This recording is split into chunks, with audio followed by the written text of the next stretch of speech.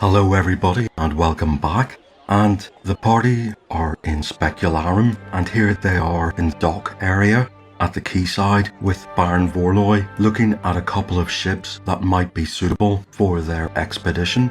And there are two. There is a single-masted ship and there is a three-masted ship.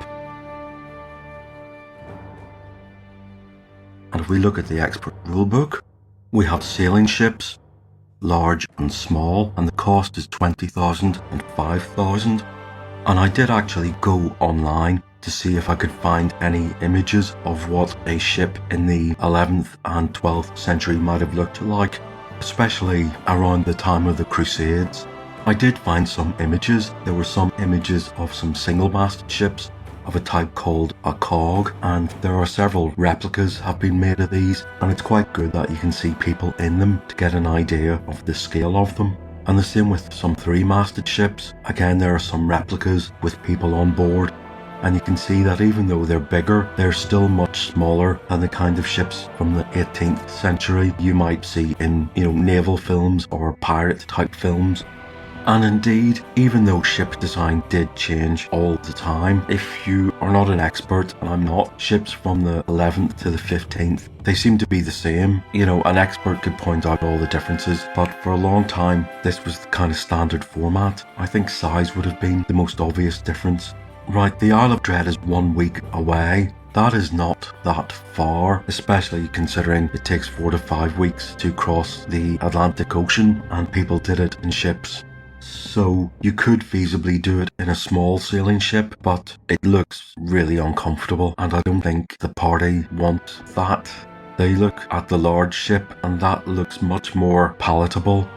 But if we look at the prices here, the price for the large ship is 20,000 gold and the price for the small ship is 5,000. Not only that, but Baron Vorloy tells us that the large ship will need more crew. That will cost more money, as will keeping them fed and watered. And of course we remind Baron Vorloy that he says he's going to help us pay for this.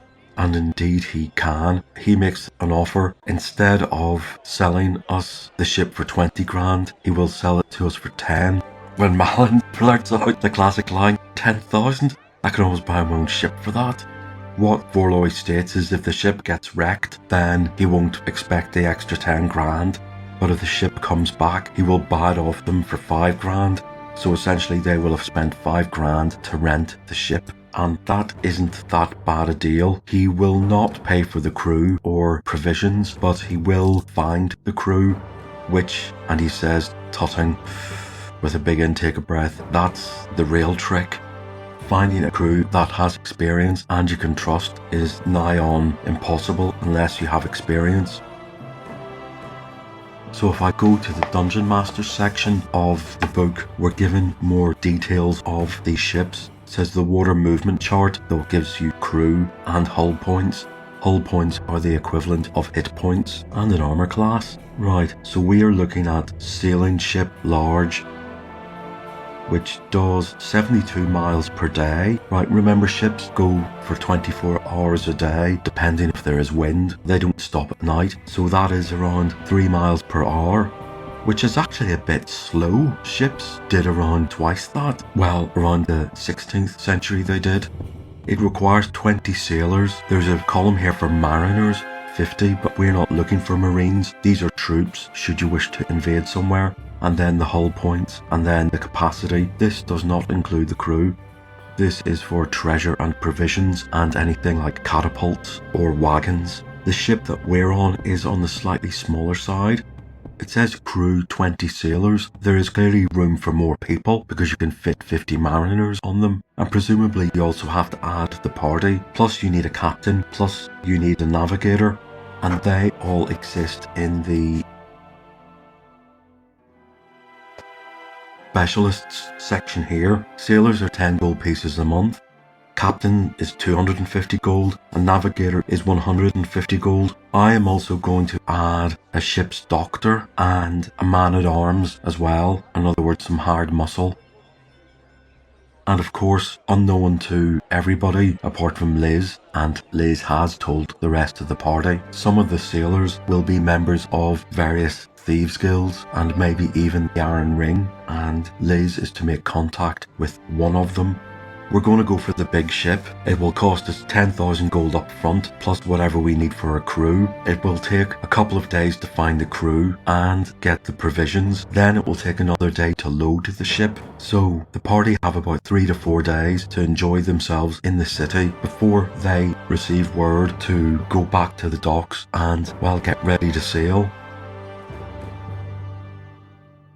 The rendezvous point is here, which is the Mirror Bay Inn. It's as good as any. It's also a favourite haunt for sailors, so there's a good chance when they get back here that the crew will be in this inn getting tanked up on their last day of leave on shore. So the party can go back to the Golden Book Inn, and they have several days to enjoy the city without any secret cults or any ambushes or anybody getting murdered. There's a lot to see here. There are market areas, there are fine buildings, old churches, libraries, the Adventurers Club, so they might as well spend 3 days as being tourists. And indeed, if you use Threshold magazine with the Specularm edition, you can see exactly what there is to do in the city. And we'll come back in a few days when the Baron gives them a list of everything that he's got for them and they need to pay for. Right, so a couple of days later, the party are in the Golden Book and they're told there is a message for them. They go downstairs and they meet a man who is well dressed, but not ostentatiously dressed, good quality practical clothing, and he introduces himself as one of the overseers for the Vorloy estate. The party want to know where Baron Vorloy is, and this overseer says that the Baron has done all the negotiations that he needs to with the party, and he's handing over the practical work to, well, the people who run his estate. Okay, that's that. So this man gets down to business and he starts to list all the things that have been acquired for this journey. And at the top of the list is the fact there will be 30 people going on this adventure. There will be 20 sailors. That's non-negotiable. There will be the 5 party members. There will be a captain who is called Captain Trelawney. There will be a navigator who is called Benbow. There will be a ship's doctor, a man-at-arms and a cabin boy. Donard wants to know why they need a ship's doctor when he can do that job. And Carrick wants to know, what does a man-at-arms do? And the overseer kind of just gives a big sigh and a shrug of his shoulders and says, well, the navigator is the best in the business and actually he's the only one that's free at the minute, so he's essential, and the ship's doctor and the man-at-arms come with him. They are, he says, his nephews. And Liz says, oh, so they're brothers? And the overseer takes a large inhale of breath and kind of looks askance and says, yes and no. They're also cousins. They have different mothers. The overseer has 2 sisters, but both the doctor and the man-at-arms have the same red hair, which they both got from the same father. So they're both cousins and brothers. It's one of those families. Malin taps the side of his head and says it hasn't affected them up there. And again, the overseer just gives a big inhale and exhales with an askance look. You'll meet them. So let's get on with this list. He recommends that they pay these people and acquire rations for at least 2 months or 9 weeks. Sylvia wants to know why 9 weeks. The Isle of Dread is recorded to be 1 week away. And the overseer tells them that it may be 1 week if the going is good, but if the going is not good, it could take them 2 weeks to get there and 2 weeks to get back. So that's the guts of 1 month gone. And also, it might take them at least a month to find somewhere to land and to establish a base where they can use the island for its own water and food. So yes, 2 months is the minimum. Okay, well, nobody has any experience of this. Well, at least nobody's saying they do, so they can't disagree. So 2 months of food, rations and wages it is. And all that totals up to, for the wages for the crew, 1,800 gold pieces. Also, if you have 63 days or 9 weeks of rations and water, and everybody drinks at least 2 pints of water a day, which is 1 quart, which is what you would expect in a hot climate, especially when the sailors are doing physical work, So if you have the 63 days times 30 people, that's 1,890 days, which is 1,890 quarts at 1 gold piece each. And if you have 9 weeks of iron rations times 30 people, that's 270 weeks of rations, and at 15 gold pieces per ration, that's 4,050 gold pieces. So the total cost for the food and water is 5,940 gold pieces. And all of that weighs 76,950 coins, which is about 1/3 of the capacity of the ship. So if you total all the costs up, it's 10,000 gold for the ship, which the overseer reminds them is a bargain. There's 5,940 for the food and water. So there's 1,800 for the crew, and that totals up to 17,740 gold pieces in total. Divided by the 5 party members comes to 3,548 gold each. They easily have that money. It's held in various banks and churches throughout Specularum and Threshold. The overseer also reminds them there is a chance to make some of that money back, because the Baron will be loading the ship up with luxury goods such as furs, ceramics, carpets, knives, hatchets and tinderboxes. And these can be either sold to the locals or bargained for hospitality. So there's a lot to get going on. To load all of this on board a ship will actually take 2 days. This is a lot of physical work. There are no cranes or winches. Everything just has to be carried up the gangplank and put into the hold. And of course, there's a very skilled way of putting things into the hold to balance the ship. So he recommends in a couple of days that they all, again, meet up at the Mirror Bay Inn, which is this main hangout here. That's where all the crew will be staying, and that's where the ship's captain will be doing his recruiting. And they can get to meet him, the navigator, and the rest of the crew there, and then wait for the ship to get ready and for the tide to be high enough to sail away. So that's what's next on the agenda. Right, now I cannot remember exactly when the Night's Dark Terror finished because I lost track of the calendar, but I'm going to say it's the month of Claremont. And today is Maldane, the 4th of Claremont, and the weather is slightly cloudy, it is warm, and there's a good wind. And that's what the day is like, as the party make their first trip to the Mirror Bay Inn to meet the captain and see some of the crew. And when they open the door of the inn, the place is just reeking of beer, sweat, and it's very noisy. And it's really just the middle of the day. Well, they have to try and find the captain, and they see a man who looks every inch the captain with his tricorn hat, and he also has a board with a parchment and some ink, and he is writing down the names of crew members. So he will approach a table of sailors and ask them to check their names to make sure they're on the list and they're ready to go. He seems a bit too busy to interrupt. They notice 2 young men with red hair. One is absolutely massive and the other one is, well, he looks a bit woozy with it. And they are talking to an older gentleman, and they wonder if this is the navigator with his 2 nephews. But he is teaching them a game called Find the Lady. I don't know if you know Find the Lady. It's a 3-card trick that people do at fun fairs and on the street to try and con gullible people out of money. And what you do is you mix up the cards in front of people, show them where the lady is, that's the queen, and then mix them up, put them on the table, shuffle them around the place, and using sleight of hand, I think you must put the card of the queen on it up your sleeve, but somebody can pay a silver piece to try and guess where the queen is. And of course, the shuffling is done so slowly, they think they know, and they have a chance to win a gold piece. But it doesn't matter what card they pick, it's always going to be the wrong one. You can't win. And this older man is teaching these 2 red-headed guys how to play this, and he's showing them very clearly. The queen goes in the middle, the other 2 go here, he mixes them up, he shows them palming the card into his hand, and they still don't get it.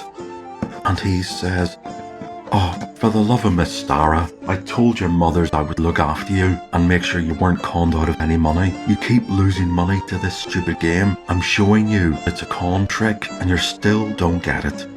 and the two red-headed guys look a bit stung and hurt by this rebuke and almost sort of pull a little sort of lost boy's face of being told off. Also in this tavern there is a young lad who's about 14. He's busy carrying empty tankards back from the tables which are overflowing with empty tankards, and he's bringing them back up to the bar, and everybody's calling his name Archie if they want more drinks served. That, they assume, will be the cabin boy. Well, eventually it looks like the captain has gotten his 20 crew members all ticked off, so he approaches them, as they do stand out as a good description of 5 people who are going on this journey, and he introduces himself as Captain Trelawney.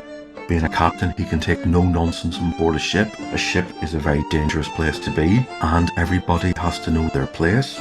And he informs them that it won't be until Lochstein, the 6th of Claremont, when the ship will be loaded and ready to sail, and the weather promises to be good, and if they meet in the middle of the day for high tide, they will be off on their journey. And it's all becoming rather real and rather exciting. The only person who doesn't seem to be too pleased is Donard. So the party have to make their way back to their own inn here, and it's up to them to pack their own goods and to make sure they have all their magic items and equipment with them, and I suppose they will put them all out on the bed and make their own itinerary. Back at the Golden Book, the party lay all their special items out on a bed so they can just tally up everything they've got, make sure they haven't forgotten anything, and what they have in total. On Malin's bed, he has laid out a scroll of confusion, which will come in handy when he gets to level 7, a wand of enemy detection with 9 charges, a wand of magic detection with 30 charges, a rod of cancellation that only ever comes with 1 charge, and a scarab of protection which has 9 charges. We have never actually used the wand of enemy detection, even though we have had it since, I think Horror on the Hill.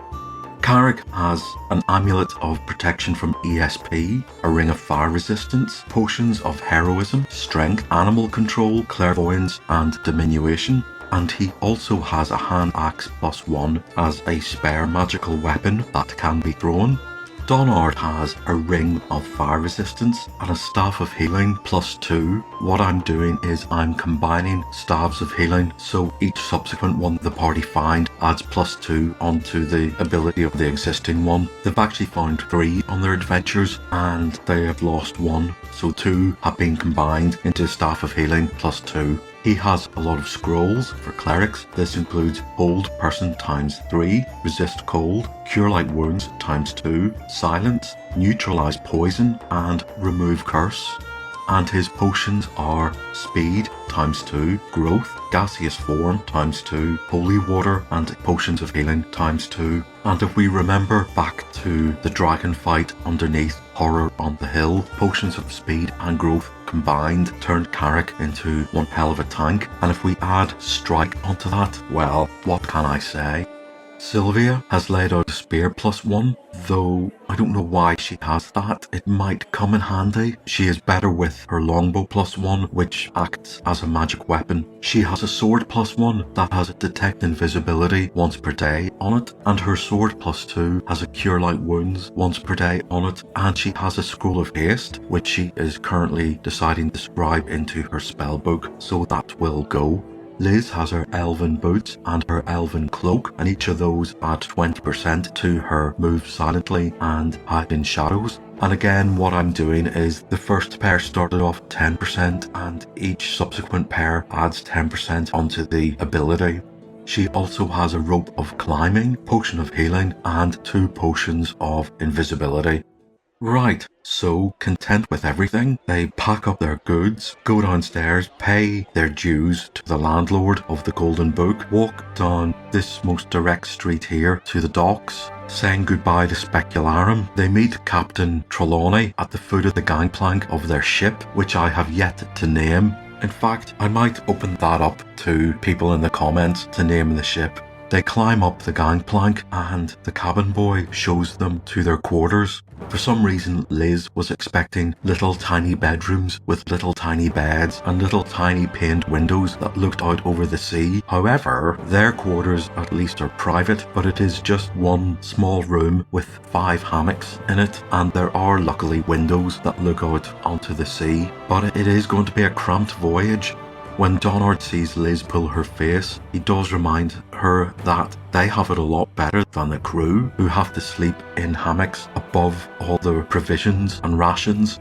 Well, it is the middle of the day, the tide is high. The party go back up onto the deck. Malin looks up at the main mast, and it's probably the tallest thing he has ever seen. The gangplank is raised, the anchor is raised, and the captain calls out for the sailors to set off. Very quickly, they all start clambering over the masts and pulling on ropes, and it becomes obvious to Malin that the most important thing on a ship are the sails, and the sails are controlled by ropes. It's ropes everywhere, and all the sailors are doing something with ropes. But it becomes apparent very soon as to why. He hears the dull, thudding crack of the canvas of the sails as they unfurl and as the wind catches them, and almost immediately the ship starts to move. He turns around and sees for the very first time the shore of Karamikios pulling away as they sail out of the harbour into the sea and off on their journey.